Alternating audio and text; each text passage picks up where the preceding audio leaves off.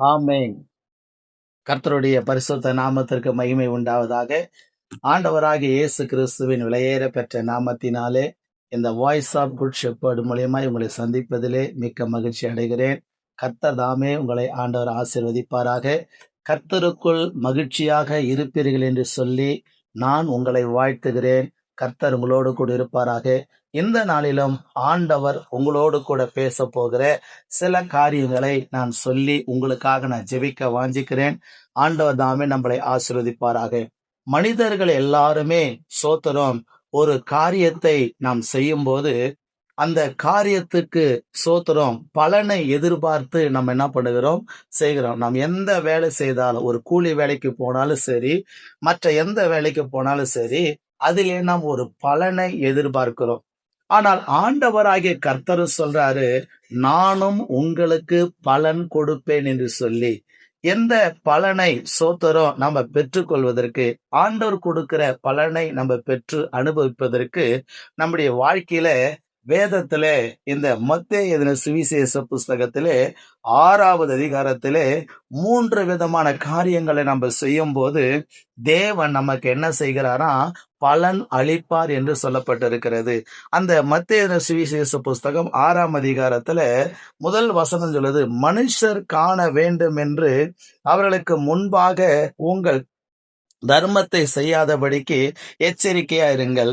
செய்தால் பரலோகத்தில் இருக்கிற உங்கள் பிதாவினிடத்தில் உங்களுக்கு பலன் இல்லை.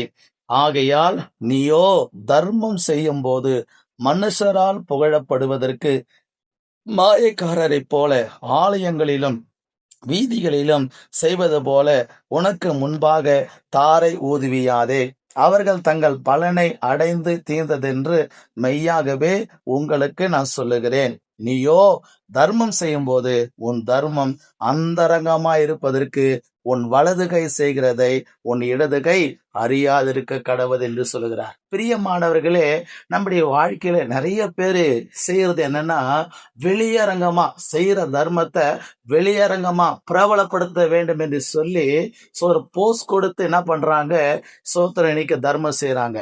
ஆனா இயேசு கிறிஸ்து சொல்றாரு, நீ தர்மம் செய்யறது எப்படி செய்யணும்னா, அதாவது இந்த கை கொடுக்கறத இந்த கைக்கே என்ன பண்ணக்கூடாதான், தெரியக்கூடாது என்று இயேசு கிறிஸ்து சொல்றார். அப்படியானால் பிரியமானவர்களே, வலது கை கொடுக்கிறத இடது கைக்கு கூட தெரியக்கூடாதாம்.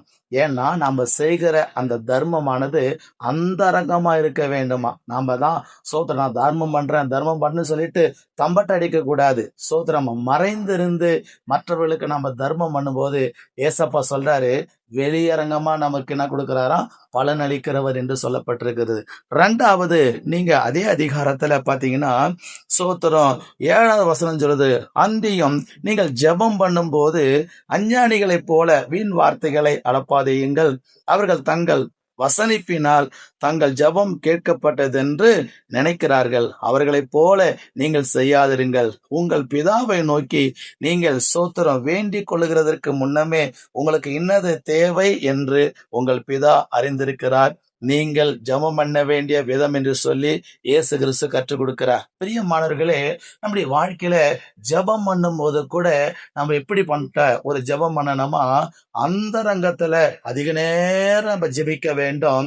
நம்ம ஜெபிக்கிற ஜெபம் உலகத்து மனுஷர்களுக்கு தெரிவதை காட்டிலும் உன்னத தேவனுக்கு தெரிய வேண்டும். அப்ப உன்னத தேவனுக்கு தெரிய வேண்டும் என்று சொன்னா, நம்ம தனி அறையில அநேக நேரம் சோத்திரம் மணிக்கணக்கில் நம்ம ஜெபிக்க வேண்டும். அப்படி நம்ம மணிக்கணக்கில் அந்தரங்கத்துல பண்ற ஜெபம் வெளியரங்கமா 2 வார்த்தை சொல்லி ஜெபித்தாலே அந்த இடத்துல அற்புதத்தை செய்வாரு, பலன் அளிப்பாரு, வருகிற மக்கள் விடுதலை அடைவார்கள். பிரியமானவர்களே, ஒரு சோத்திரம் பரிசுத்தவான் சொல்கிறாரு, 1.5 மணி நேரம் நான் புல்பிட்ல உட்கார்ந்து நின்று நான் பிரசங்கம் பண்ணுவதற்கு 8 மணி நேரம் நான் ஜெபிக்கிறேன் அந்தரங்கத்துல என்று சொல்லி அவர் சொல்லுகிறார். அப்படியானால் நம்ம ஜெபம் பண்ணும் போது அந்தரங்கத்துல அதிகமாக ஜெபிக்க வேண்டும்.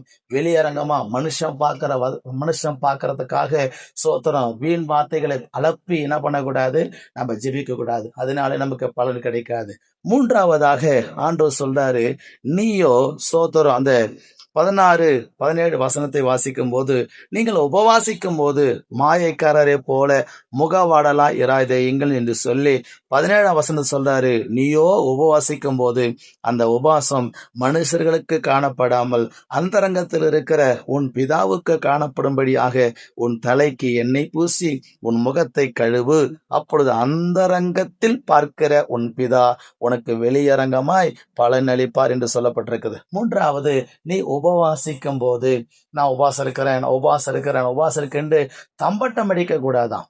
நம்ம உபவாசம் பண்ணும்போது சோத்திரம் தேவ சமூகத்துல அமர்ந்து ஜெபிப்பதற்கு முன்பாக நல்லா குளித்து விட்டு தலைக்கு எண்ணெய் தேய்ச்சி விட்டு நம்ம தேவ சமூகத்துல ரகசிய அறையில உட்கார்ந்து நம்ம அதிக நேரம் உபவாசிக்க வேண்டும். அப்பொழுது உபவாசம் பண்ணும்போது கர்த்தர் அதற்கான வெளியரங்கமான பலனை கர்த்தர் கொடுப்பார். கர்த்தர் நமக்கு பலனளிக்க வேண்டும் என்று சொன்னால் முதல் காரியம் நாம் தர்மம் செய்ய வேண்டும். இரண்டாவது காரியம், நம்ம தேவ சமூகத்துல என்ன செய்ய வேண்டும் என்று சொல்லி இந்த இடத்துல சோத்திரம் ஜெபம் பண்ண வேண்டும். அந்தரங்க ஜெபம் நமக்கு தேவை. மூன்றாவது, உபவாசிக்க வேண்டும். அப்படி நம்ம உபவாசித்து தெய்வ சமூகத்துல அமர்ந்து நம்ம ஜெபித்தோம் என்று சொன்னால் கர்த்தர் நமக்கு வெளியரங்கமான அநேக பலனை கொடுப்பாரு, ஆத்துமாக்களை கொடுப்பாரு. அழிந்து கொண்டிருக்கிற ஆத்துமாக்கள் திரளாய் தேவ சமூகத்துக்கு கடந்து வருவாங்க. பெரிய எழுப்புதலை சபையிலே காணப்படும். அதனால் உங்கள் ஜெபம், உங்க உபவாசம், உங்க தர்மம் எல்லாம் அந்தரங்கமா இருக்கும்போது வெளியரங்கமா கர்த்தர் பலன் கொடுப்பார். உங்களுக்காக நான் ஜெபிக்கிறேன். நல்ல பிதாவே, ராஜா, நாங்கள் நன்றியோடு கூட ஸ்தோத்திரிக்கிறோம்.